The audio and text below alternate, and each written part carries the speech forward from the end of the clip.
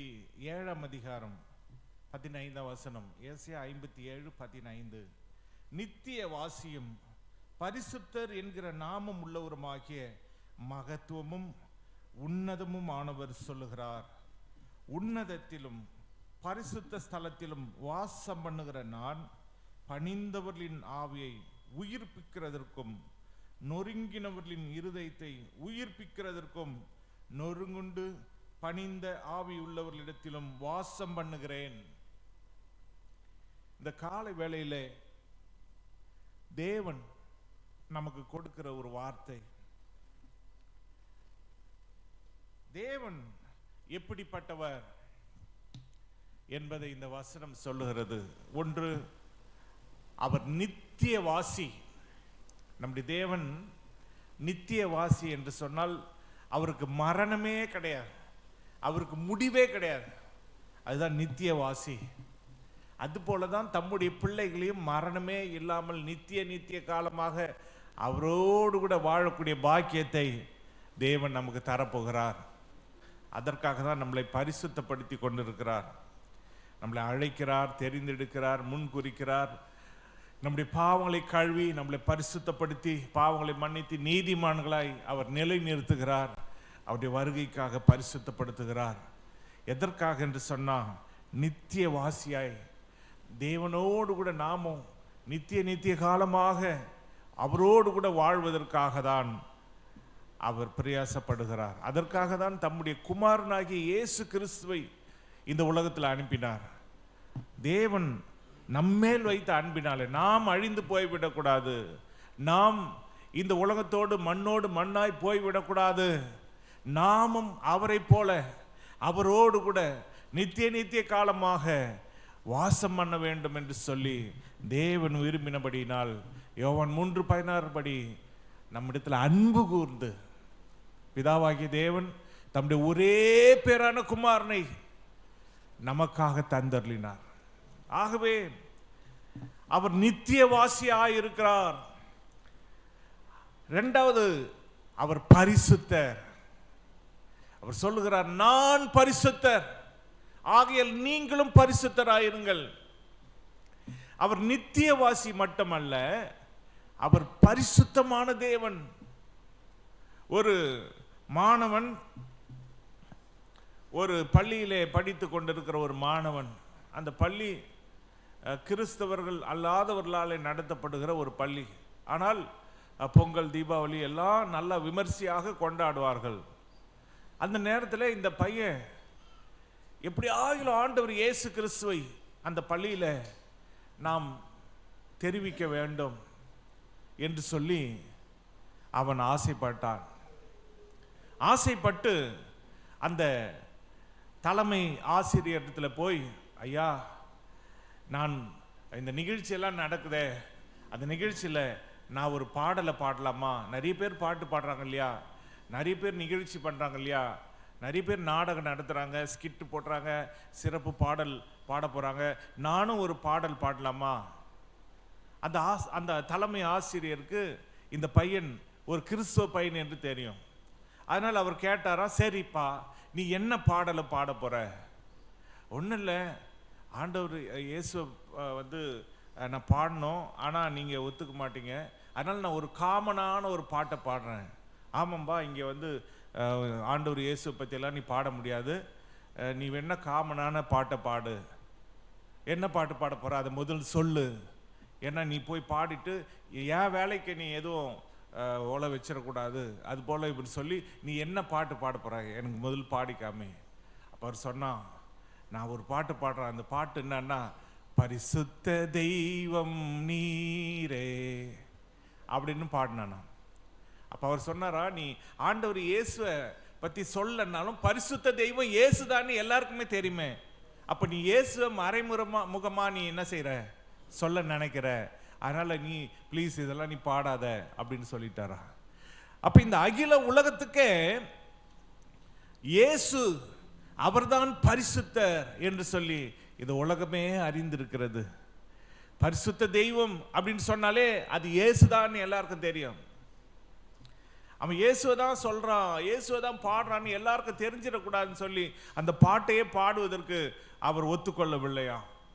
இந்த நாட்களிலே பரிசுத்தராகிய நம்முடைய தேவன் அவர் பரிசுத்தர். ஆகையால் நாமும் பரிசுத்தமாய் இந்த உலகத்திலே வாழ வேண்டும். 1 தெசலோனிக்கேயர் 4:7 சொல்லுகிறது, தேவன் நம்மை அசுத்தத்திற்கல்ல பரிசுத்தத்திற்கு அழைத்திருக்கிறார். நம்முடைய அழைப்பு பரிசுத்தத்திற்காக, பரிசுத்தமாய் வாழ்வதற்காக. பரிசுத்தம் இல்லாமல் ஒருவனும் பிதாவை தரிசிக்க முடியாது. இருதயத்தில் சுத்தம் உள்ளவர்கள் பாக்கியவான்கள், அவர்கள் தான் தேவனை தரிசிப்பார்கள். இந்த பரிசுத்த தேவன் அவர் நித்தியமான தேவன், நித்தியவாசி. அவர் பரிசுத்தமான தேவன், அதோடு கூட என்கிற நாமம் உள்ளவருமாகிய மகத்துவமும். மூன்றாவது, அவர் யார்? மகத்துவமானவர். மகத்துவம்னா அவருடைய பேரை கேட்டாலே அவ்வளோ பெரிய நாமம் உடையவர், அவ்வளோ பெரிய பேர் பிரஸ்தாபம் உடையவர், மகத்துவமானவர். அவர் பேரை சொன்னாலே பிசாசுகள் நடுங்குகிறது, அவர் பேரை சொன்னாலே வியாதிகள் ஓடுகிறது, பிசாசுகள் ஓடுகிறது. சீஷர்கள் அதை குறித்து ஆண்டவர் இயேசுவிடத்திலே வந்து சொன்னாங்க, ஆண்டவரே உம்முடைய நாமத்தினாலே பிசாசுகளும் எங்களுக்கு கீழ்ப்படுகிறது, அவருடைய நாமத்தினாலே அற்புதங்கள் நடக்கிறது. அவர் பேரை சொன்னாலே நடக்கும். அவ்வளோ பெரிய நாமம் உடையவர் இயேசு. அவர் இயற்கைக்கும் மேலானவர், அரசியலுக்கெல்லாம் மேலானவர். அவர்தான் ராஜாக்களை தள்ளி ராஜாக்களை ஏற்படுத்துகிறவர். அவருடைய சித்தம் இல்லாமல் ஒருவரும் இந்த உலகத்தில் எந்த ஒரு காரியத்தை செய்யவே முடியாது. பூமியின் ராஜாக்களுக்கெல்லாம் அவர் அதிபதி. அவ்வளோ மகத்துவமானவர். எந்த ராஜாவா இருந்தாலும் இயேசுவின் காலில் போய் விழ வேண்டும். அவ்வளோ பெரியவர். அவர் எவ்வளவு பெரியவர் என்று இந்த உலகத்தின் அதிபதிகள் ஒருவேளை இந்த காலத்திலே அறியாமல் இருக்கலாம். ஆனால் ஒரு நாள் ஆண்டவர் இயேசு வெளிப்படும் பொழுது இந்த உலகத்தின் பூமியின் அதிபதிகளாக இருந்தாலும் பூமியின் ராஜாக்களாக இருந்தாலும் எல்லாரும் ஆண்டவர் இயேசுடைய பாதத்தில் போய் விழுவார்கள். இந்த உலகம், அகில உலகமே இயேசுவின் பாதத்தில் போய் விழ போறாங்க. ஏன்னா அவர் நியாயம் இருக்கிற நியாயாதிபதியாய் அவர் வரப்போகிறார். அதனால் அவர் மகத்துவம் உள்ளவர். நாலாவதாக உன்னதமுமானவர். மகத்துவமானவர் மட்டுமல்ல, உன்னதம் மாணவர். உன்னதம் சொன்னா பரலோக ராஜ்யம், தேவன் வாசம் பண்ணுகிற இடம், அதுதான் உன்னதமான இடம்.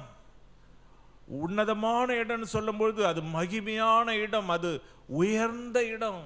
அந்த இடம் அதில் யாருமே செல்ல முடியாத ஒரு இடம். அப்படிப்பட்ட உன்னதமான இடத்துல தேவன் வாசம் பண்ணுகிறார்.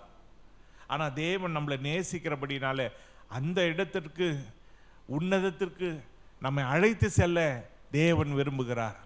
அதனால தான் இந்த உலகத்தில் வாசம் பண்ணுகிற தேவனுடைய பிள்ளைகள் உன்னதத்தில் இருக்கிற ஆசீர்வாதங்களை நாம் விரும்ப வேண்டும். பரலோகத்தில் இருக்கிற பிதாவின் வலது பார்சத்தில் இருக்கிற ஆண்டவர் இயேசு அங்கே பிதாவின் வலது பார்சத்தில் உட்கார்ந்து நமக்காக பரிந்து பேசி கொண்டிருக்கிறார். நாம சின்ன சின்ன இந்த உலகத்துக்குரிய மாம்சத்துக்குரிய காரியங்களை நாம் சிந்தித்து கொண்டிருக்கும் பொழுது, மாம்சத்துக்குரிய உலக பிரகாரமான காரியங்களை நாம் கேட்டு கொண்டிருக்கும் பொழுது, பிதாவே இவர்களை மன்னியும் என்று ஒருவேளை நமக்காக அவர் ரெக்கமெண்டேஷன் பண்ணுவார். இவங்க அறியாம இதை கேட்டு கொண்டிருக்கிறாங்க. ஏன்னா நாம் கேட்க வேண்டியது உன்னத ஆசீர்வாதங்கள். ஏன்னா அவர் உன்னதத்தில் இருக்கிறவர், உன்னதமானவர். அதனாலதான் நித்தியவாசியும் பரிசுத்தர் என்கிற நாமம் உள்ளவருமாகிய மகத்துவமும் உன்னதமானவர் சொல்லுகிறார். இந்த 4 காரியங்களை ஒரே வசனத்தில் தேவனை குறித்து சொல்லப்பட்டிருக்கிறது.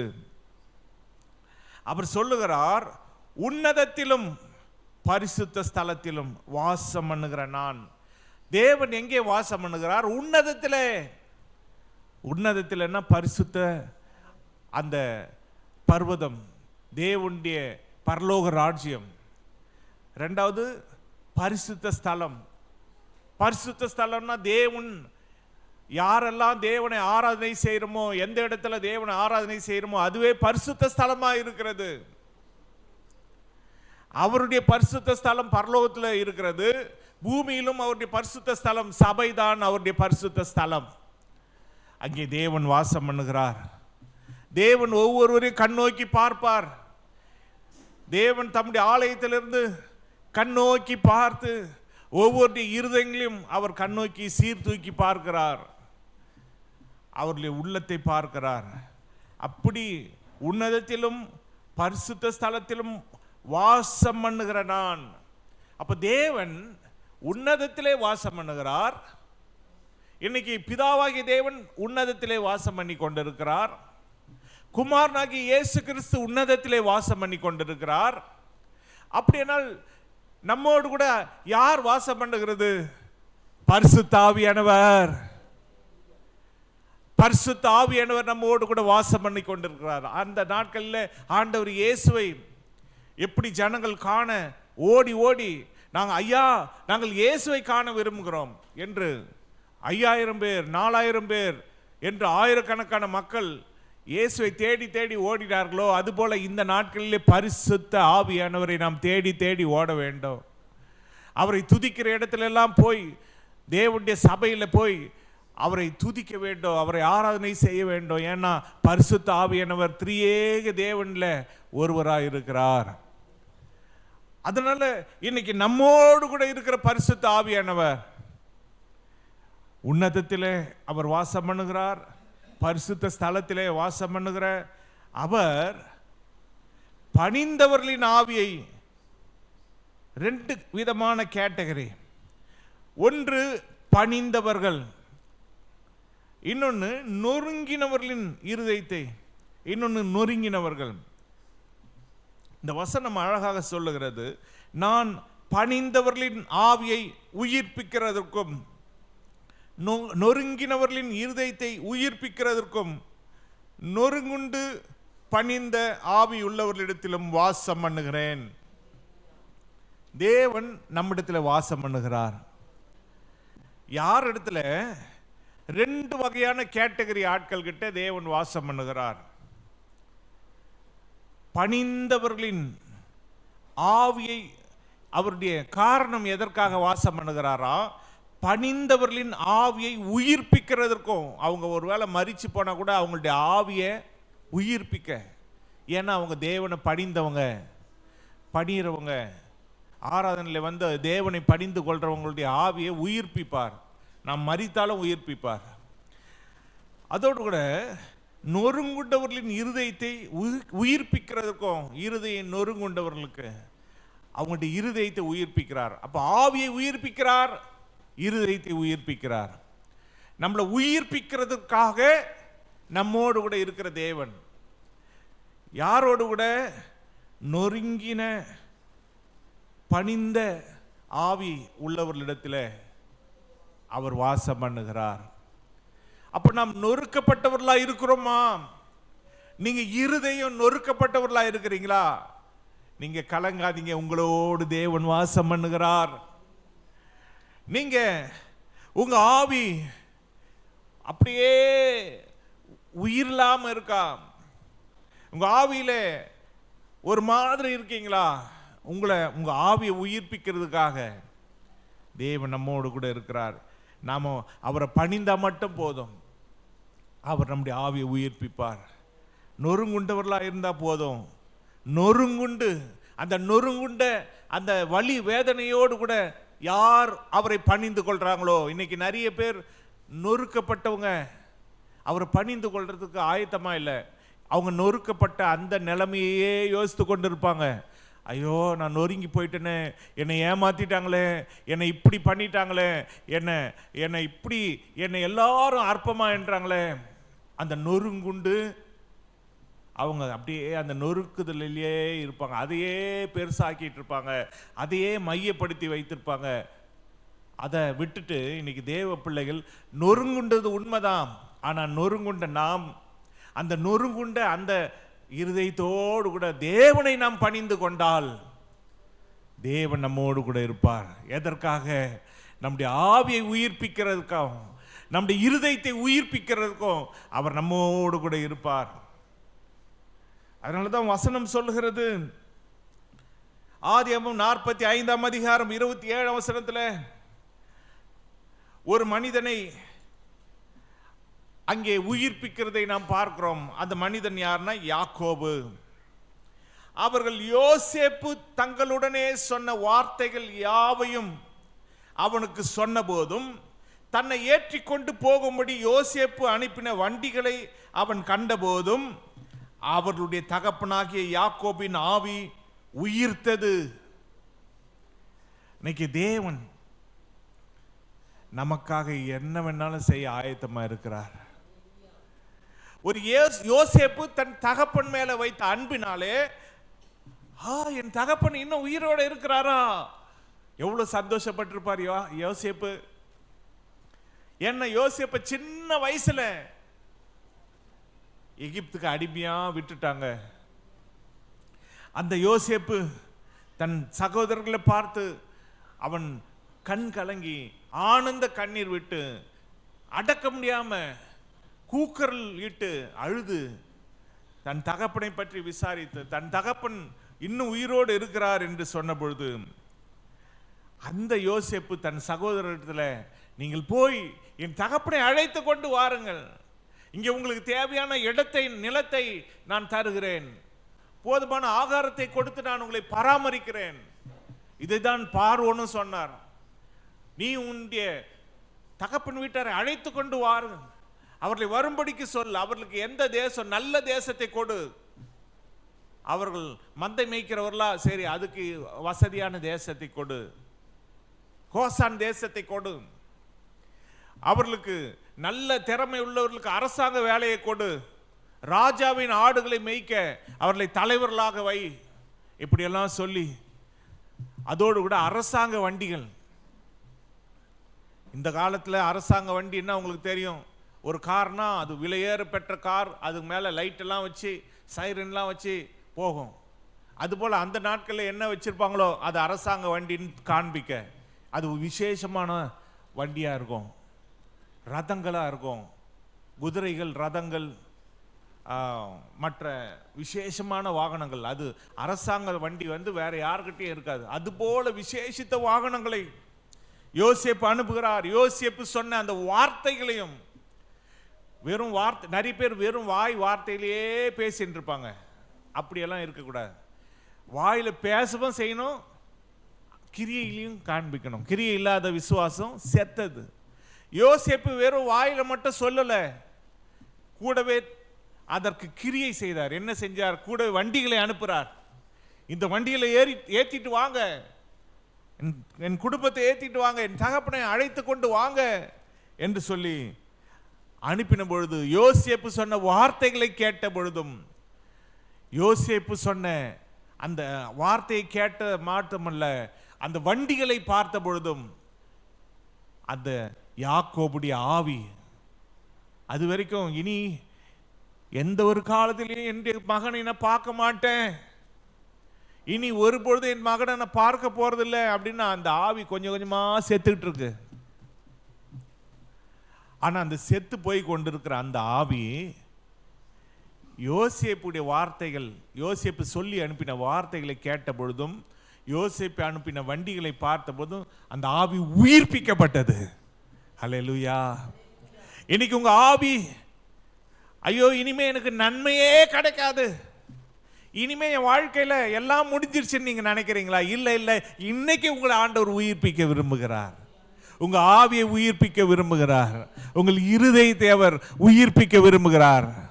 சோர்ந்து போகாதீங்க, உங்களுக்கு ஒரு நம்பிக்கை இருக்கிறது. நம்முடைய தேவன் தான் நம்முடைய நம்பிக்கை, நம்முடைய தேவன் தான் நம்முடைய எதிர்காலம். Praise Jesus. Praise the Lord. Hallelujah. Hallelujah. Thank you, Jesus. Hallelujah. Hallelujah. அப்போ ஆவியை நம்முடைய தேவன் உயிர்ப்பிக்கிறவராக இருக்கிறார். அதான் பழைய ஏற்பாட்டு பரிசுத்தவான்களை கூட அவர் உயிர்ப்பிக்கிறார். புதிய ஏற்பாட்டிலும் மரித்து போனவர்களை அவர் உயிர்ப்பித்தார். லாசரை உயிர்ப்பித்தார், சிறு பெண்ணை உயிர்ப்பித்தார், வாலிபனை உயிர்ப்பித்தார். அவர் உயிர்ப்பிக்கிற தேவன்.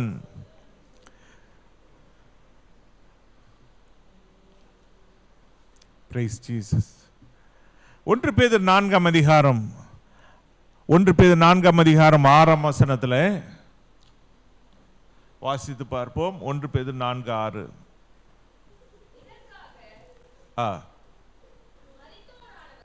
இதற்காக மரித்தோரானவர்கள் மனுஷர் முன்பாக மாம்சத்திலே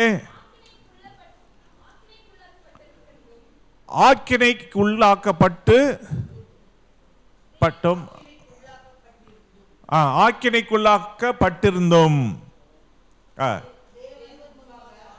தேவன் முன்பாக ஆவிலே பிழைக்கும்படியாக அவர்களுக்கு சுவிசேஷம் அறிவிக்கப்பட்டது. இன்னைக்கு நாம் ஏன் கூவி கூவி சுவிசேஷத்தை அறிவிக்க வேண்டும்? எல்லா மனுஷரும் மாம்சத்துல மனுஷர்களால ஆக்கினைக்கு உட்படுத்திருக்காங்க. இவன் இனிமே பிழைக்க மாட்டான், அது ஒரு ஆக்கினை தீர்ப்பு. இனிமே இவன் உருப்பட மாட்டான். ஜனங்கள் ஒரு சிலர் சாபம் சபிப்பாங்க. இனிமேலாம் இவன்லாம் உருப்பட மாட்டான், இவன்லாம் வாழ மாட்டான், சாகர வயசும்பாங்க. இதெல்லாம் மனுஷர் சொல்ற ஒரு சாபமான வார்த்தைகள். அது ஆக்கினை தீர்ப்பு. ஒரு 100 வயசு ஆளை பார்த்து கூட அவங்க நீங்க நல்லா இருப்பீங்கன்னா இன்னும் நல்லா இருப்பாங்க. ஆனா மனிதனுடைய வார்த்தை கொல்லுகிறதா இருக்கிறது. ஒரு நல்லா இருக்கிறவன கூட அவனுக்கு ஒரு சில டாக்டருங்க சொல்லுவாங்க பாருங்க, வியாதிகளை அடுக்கடுக்கா, அந்த வியாதிகளை பேரை கேட்கும் பொழுதும் அதனுடைய கிரியைகளை கேட்கும் போதும் அவங்க ஒடுங்கி போயிடுவாங்க. யார்கிட்ட என்ன பேசணும்னே தெரியாது. வியாதிஸ்தர்கள்கிட்ட போய் உனக்கு 3 நாள் தான் டைமு, நீ பிழைக்க மாட்ட அப்படிலாம் சொல்லலாமா? சிலர் தெரியாமல் அப்படி பேசுவாங்க. என்ன வியாதியாக இருந்தாலும் சரியாயிடும்னு சொல்லும்பொழுது அவங்களுக்குள்ள ஒரு விசுவாசம், அவங்களுக்குள்ள ஒரு நம்பிக்கை, அப்போ அந்த வியாதி நிச்சயமாக சுகமாகும். ஏன்னா நமக்கு நம்மளை வாழ வைக்கிறவர், நம்மளை உயிர்ப்பிக்கிறவர், அவர் மனிதர்கள் மேலே அவ்வளோ பாசமுள்ளவர், அவர் இரக்கமுள்ளவர். நம்முடைய பாவங்களை எல்லாம் பார்த்து நம்மளை தண்டிக்கிறவர் கிடையாது, பாவங்களை மன்னிக்கிறவர். அவரை நோக்கி கூப்பிட்டா போதும், எசப்பா, அப்பா பிதாவே, எங்கள் பரிசுத்த ஆவியானவரே, எங்களுக்கு இரக்கம் பாராட்டும், எங்கள் மேல் கிருபையாயிரும். ஒரு வார்த்தை சொன்னா போதும், நம்முடைய பாவங்கள் எல்லாம் மன்னிக்கிறவர். மனுஷர்கள் நம்மளை சபிக்கலாம், நம்மளை ஆக்கினைக்கு உட்படுத்தலாம். அப்போ அப்படி உட்படுத்தும் பொழுது நம்முடைய ஆவி அப்படியே செத்து போயிடும். நம்முடைய ஆவி இனிமே நம்ம அவ்வளோதான், இனிமே நம்ம உருப்பட மாட்டோம், இனிமே நம்ம வாழ மாட்டோம் எல்லாரும் சொல்றாங்க அப்படின்னு இருக்கும் பொழுது தேவன் அவருக்கு முன்பாக ஆவியிலே நாம் பிழைக்கும்படியாக சுவிசேஷத்தை அவர் அறிவிக்க அவர் சொல்லுகிறார். அதுக்காக தான் சுவிசேஷம் அறிவிக்கப்பட்டிருக்கிறது. சுவிசேஷம் என்றால் நல்ல செய்தி. நல்ல செய்தி என்றால் சுவிசேஷம். சுவிசேஷம்னா இயேசுவை பற்றி சொல்வது, இயேசுடைய பிறப்பு, இயேசுடைய ஊழியம், இயேசுடைய பாடுகள், இயேசுடைய மரணம், இயேசுடைய உயிர் தெழுதல், இயேசு கிறிஸ்துடைய வருகை, இயேசு கிறிஸ்துடைய நியாய தீர்ப்பு, இது எல்லாவற்றையும் சொல்வது சுவிசேஷம். இதை விசுவாசித்தவங்க எந்த ஒரு ஆக்கினை தீர்ப்புக்கு உட்பட்டிருந்தாலும், எந்த மனிதனுடைய ஆக்கினை தீர்ப்பினாலே அவருடைய ஆவி மரித்திருந்தாலும், அவங்களுடைய இருதயம் அது உயிர்ப்பிக்கப்படாமல், அது உயிர் இல்லாமல் இருந்தாலும், இன்னைக்கு ஆண்டவராகிய தேவன் இருதயத்தை உயிர்ப்பிக்கிறார், ஆவியை உயிர்ப்பிக்கிறார். அதனால நீங்க சோர்ந்து போகாதீங்க, நீங்க கலங்காதீங்க. கர்த்தர் நம்மளை கைவிடவே மாட்டார். ஆண்டவராகிய இயேசு அவர் மரித்த பொழுது 1 பேதுரு 3 அதிகாரம் 19 சொல்லுகிறது, அந்த ஆவியிலே அவர் போய் காவலில் உள்ள ஆவிகளுக்கு பிரசங்கம் பண்ணினார். அவர் மரிச்சிட்டாரு அப்படின்னு எல்லாரும் நினைச்சாங்க.